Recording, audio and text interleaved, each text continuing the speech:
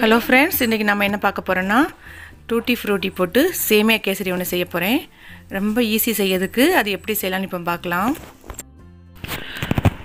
First ஒரு கடாயில் 2 spoon நெய் ஊற்றிருக்கேன்.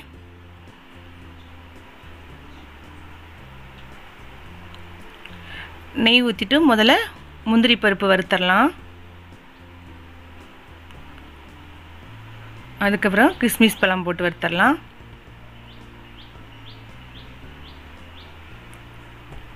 பொன்னிறமாகுது வரைக்கும் அதை வறுத்து எடுத்துக்கலாம்.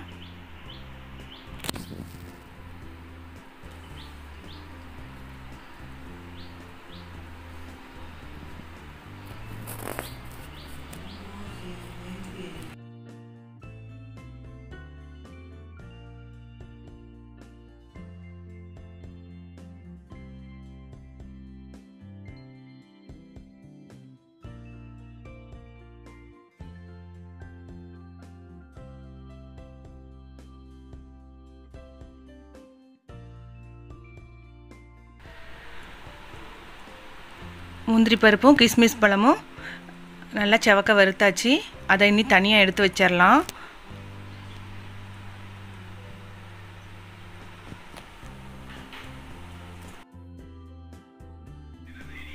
அதே பாத்திரத்தில் நான் ஒரு பாக்கெட் சேமியா எடுத்திருக்கேன்.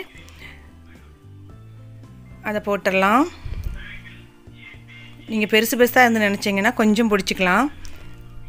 நான் கொஞ்சம் பெருசு பெருசாக தான் போட்டிருக்கேன். அதே மாதிரி இருந்தால் தான் குழந்தைங்களுக்கு ரொம்ப பிடிக்கும். அடுப்பை சிம்மில் வச்சுட்டு மெதுவாக நம்ம வறுக்க ஆரம்பிச்சிடலாம்.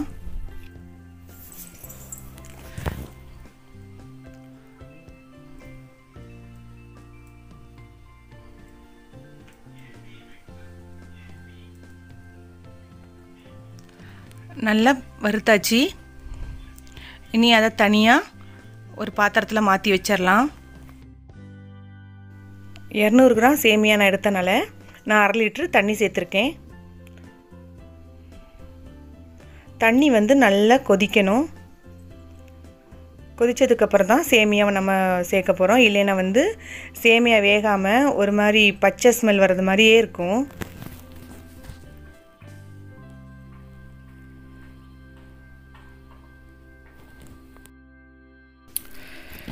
தண்ணி நல்லா கொதி வந்தாச்சு. இப்போ நான் கேசரி பவுடர் சேர்க்க போகிறேன். நான் கலருக்காக மஞ்சள் கலர் சேர்த்துருக்கேன்.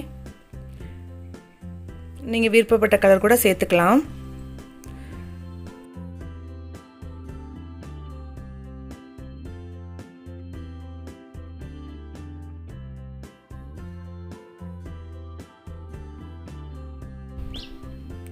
இனி வறுத்த சேமியாவை அதில் போட்டுட்டு நல்லா அடி பிடிக்காதவாறு அடுப்பை சிம்மில் வச்சு நல்லா கிளற ஆரம்பிச்சிடலாம்.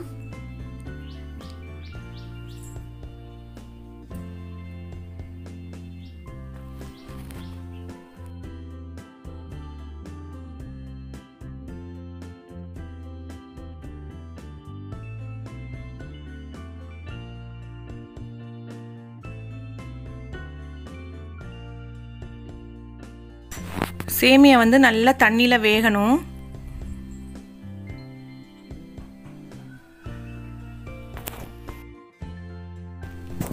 சேமியா வேகிறதுக்கு ரொம்ப நேரம் எடுக்காது. ஒரு 2 நிமிஷத்துலேயே நல்லா வேக ஆரம்பிச்சிரும். அதில் இருக்க தண்ணி எல்லாம் சேமியா நல்லா உறிஞ்சிக்கும்.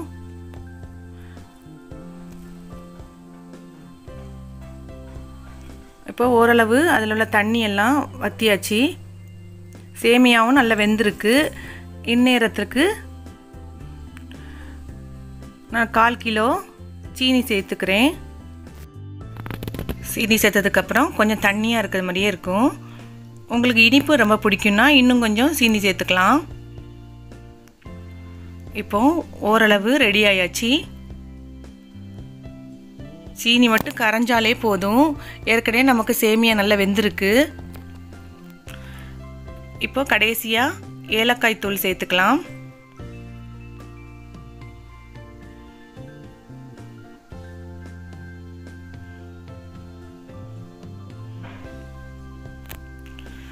ரவா கேசரி மாதிரி இது ரொம்ப நேரம் போட்டு கிளற தேவையில்லை.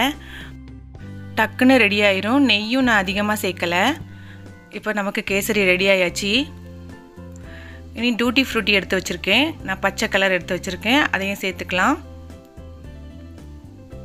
மஞ்சள் கலர் கேசரி இருக்கனால நான் பச்சையும் சிவப்பும் சேர்த்தா இன்னும் பார்க்க கலர்ஃபுல்லாக சூப்பராக இருக்கும். அடுத்து சிவப்பு கலர் டூட்டி ஃப்ரூட்டி சேர்த்துக்கலாம். சேர்த்துட்டு எல்லாமே நல்லா மிக்ஸ் பண்ணிவிட்டு அடுப்பை இப்போ ஆஃப் பண்ணிட போகிறேன். அதுக்கு முன்னாடி நம்ம வறுத்து வச்சுருக்க முந்திரி பருப்பு கிஸ்மிஸ் சேர்த்துக்கலாம்.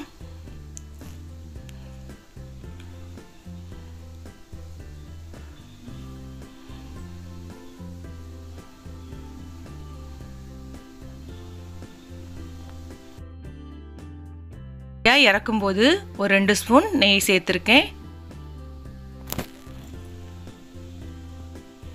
அவ்வளோதாங்க, சூப்பராக நமக்கு சேமியா கேசரி ரெடி ஆயாச்சு. நீங்களும் இதை வீட்டில் செஞ்சு பார்ப்பீங்கன்னு நினைக்கிறேன். தேங்க்ஸ் ஃபார் வாட்சிங்.